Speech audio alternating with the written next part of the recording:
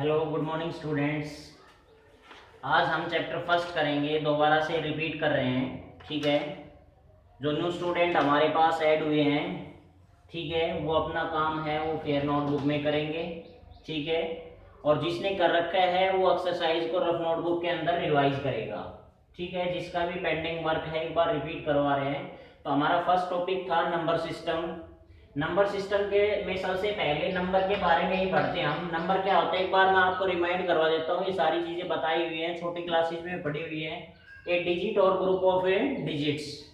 Number क्या होता है, जैसे मैंने खाली 2 लिख दिया, ये डिजिट भी है और एक नंबर भी है। लेकिन मैंने यहाँ पर क्या लिख दिया, 28 लिख दिया। तो ये हमारे पास डिजिट का क्या है कि ग्रुप है। 2 और 8 डिजिट है, लेकिन ग्रुप में ये 28 क्या बन गया, नंबर। अब टाइप्स ऑफ नंबर की बात करते हैं। नेचुरल नंबर 6th क्लास से पढ़ते आ रहे हो। The number which start from 1 and with infinity. ठीक है ना।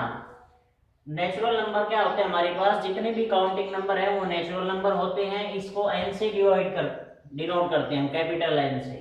होल नंबर क्या होते हैं, अगर नेचुरल नंबर में 0 को और इंक्लूड कर दिया जाता है तो होल नंबर बन जाते हैं, कैपिटल W से डिनोट करते हैं। इंटीजर क्या होते हैं, इंटीजर क्या होता है भाई, a set of all natural number and their negatives and zero. भाई जितने भी पॉजिटिव नंबर हैं, नेगेटिव नंबर हैं और जीरो है, उसका जो सेट होता है उसको हम क्या बोलते हैं, इंटीजर। इंटीजर को डिनोट करते हैं कैपिटल Z से। तीसरी जो चीज आती है जो मेन हमारे यहाँ पे यूज होगी और 8th क्लास में भी पढ़ा था, रैशनल नंबर। रैशनल नंबर क्या होता है, a number which is express in the form of P/Q। जिस नंबर को हम P/Q की फॉर्म में एक्सप्रेस कर सकते हैं और Q नॉट इक्वल टू 0। लेकिन Q नहीं, क्या नहीं होना चाहिए, 0। जैसे मैं आपको ये कहता हूँ कि जैसे 3/0, तो ये एक रैशनल नंबर नहीं है, क्योंकि इसमें नीचे वाला क्या हो रहा है हमारे पास, 0 हो रहा है। डिनोमिनेटर क्या नहीं होना चाहिए, 0। वो रैशनल नंबर होगा हमारे पास। इरेशनल नंबर क्या होगा, जिसको हम P/Q की फॉर्म में एक्सप्रेस नहीं कर सकते, वो इरेशनल नंबर होगा। ठीक है, जैसे हमारे पास रियल नंबर क्या होता है, रियल नंबर कैपिटल R से डिनोट करते हैं, इरेशनल को I से करते हैं। ठीक है, और रैशनल जो नंबर है हमारे पास, रैशनल नंबर है उसको हमें Q से डिनोट करते हैं, कैपिटल Q से डिनोट करते हैं। ठीक है, तो रियल नंबर क्या होंगे, अब रैशनल और इरेशनल दोनों का जो सेट होता है ना, उसको हम क्या बोलते हैं, रियल नंबर बोलते हैं। तो ये तो बिल्कुल बेसिक सा था, नंबर्स के बारे में था। अब जो मेन क्वेश्चन जो बनते हैं हमारे पास, इसका बेसिक और मैं बता रहा हूँ। जैसे आपको एक डेसिमल नंबर आता है, डेसिमल नंबर की बात करूंगा मैं।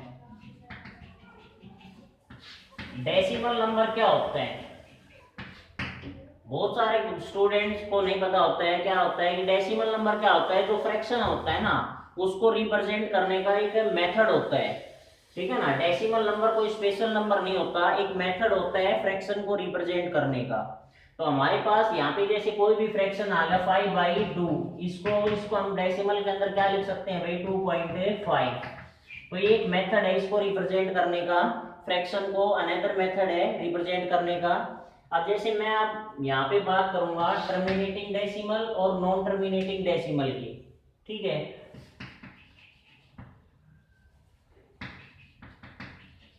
टर्मिनेटिंग डेसिमल और दूसरी क्या हमारे पास, नॉन टर्मिनेटिंग।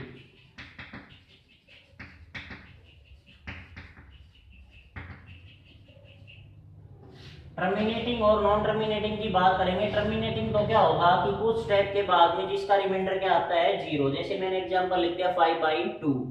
लेकिन कुछ ऐसे नंबर होते हैं जिनको हम डिवाइड करते रहते हैं, लेकिन रिमाइंडर क्या नहीं आता, 0 नहीं आता। जैसे हमने 5/2 लिया, 2.5 आ गया। ठीक है, जैसे मैंने लिख दिया 10/3 लिख दिया। अब मैं जब 10/3 को करता हूँ ना, 3 3 जा 9, 1 बचेगा, पॉइंट लगा के 0 उतारी, 3 3 जा 9, फिर 1 बचेगा, फिर 0 उतारी। तो ऐसे चलता जाता है, मीन्स प्रोसेस है वो फिनिश नहीं होती है। जिसमें कुछ स्टेप के बाद में रिमाइंडर 0 आ जाता है, वो तो हमारे क्या होते हैं, टर्मिनेटिंग डेसिमल के अंदर आएंगे। ठीक है, नॉन टर्मिनेटिंग कौन से होते हैं, जिसमें ये प्रोसेस रिपीट होती है या मीन्स ये प्रोसेस चलती जाती है जिसमें रिमाइंडर जीरो नहीं आता, वो नॉन टर्मिनेटिंग के अंदर आते हैं। अब जो नॉन टर्मिनेटिंग होते हैं, अब टर्मिनेटिंग की डायरेक्ट पहचान क्या होती है कि उसका जो डिनोमिनेटर है उसका फैक्टर या तो 2 और 5 है तो वो टर्मिनेटिंग होगा। बिना डिवाइड के हम बता सकते हैं। नॉन टर्मिनेटिंग की 2 टाइप होती है हमारे पास, एक non terminating repeating, non terminating repeating,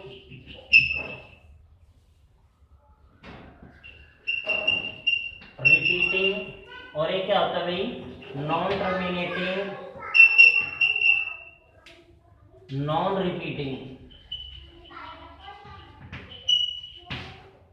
non terminating की 2 टाइप होती हैं, एक में तो डिजिट क्या होते हैं रिपीट होते हैं, प्रोसेस भी चलती जाती है। अभी मैंने एग्जांपल लिया 10/3 का, जब हम इसको सोल्व कर रहे थे ना तो 3.333 ऐसे जा रहा था, तो मीन्स ये 3 क्या हो रहा था रिपीट हो रहा था। इसके ऊपर हम किस जो डिजिट रिपीट होता है उसके ऊपर हम क्या लगा देते हैं बार का साइन लगा देते हैं, ठीक है भाई।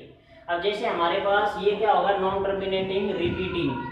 अब नॉन टर्मिनेटिंग नॉन रिपीटिंग क्या होते हैं जिसके अंदर प्रोसेस है रिमाइंडर भी जीरो नहीं आता लेकिन वो प्रोसेस आगे बढ़ती जाती है, ठीक है। जैसे मैंने यहाँ पर लिख दिया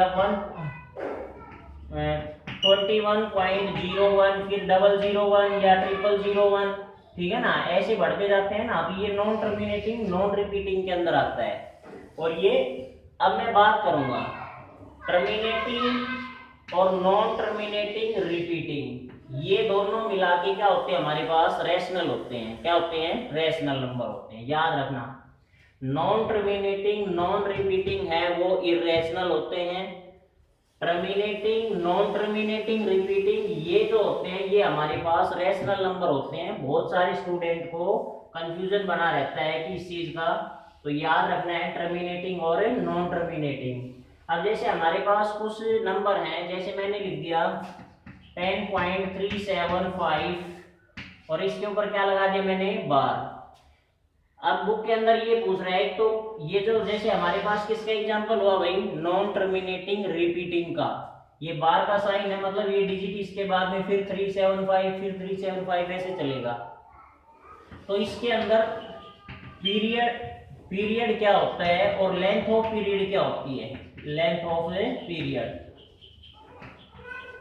पीरियड तो क्या होता है हमारे पास मीन्स जो ये हमारे पास जो रिपीट हो रहे हैं ये नंबर ये पूरा तो क्या होगा पीरियड हो जाएगा 375, ये तो क्या हो जाएगा पीरियड हो जाएगा। लेंथ ऑफ पीरियड मीन्स कितने डिजिट रिपीट हो रहे हैं 1 2 3, तो मीन्स लेंथ कितनी हो जाएगी 3 हो जाएगी, ठीक है। तो ये इसका बेसिक था। अब और बेसिक बता देता हूं मैं, जैसे फर्स्ट जो एक्सरसाइज है उसका कोई भी 2 रैशनल नंबर है, रैशनल नंबर बिटवीन 2 रैशनल, कोई भी 2 रैशनल नंबर हैं उनके बिटवीन 2 रैशनल नंबर हैं वो हम किस तरीके से फाइंड आउट करेंगे।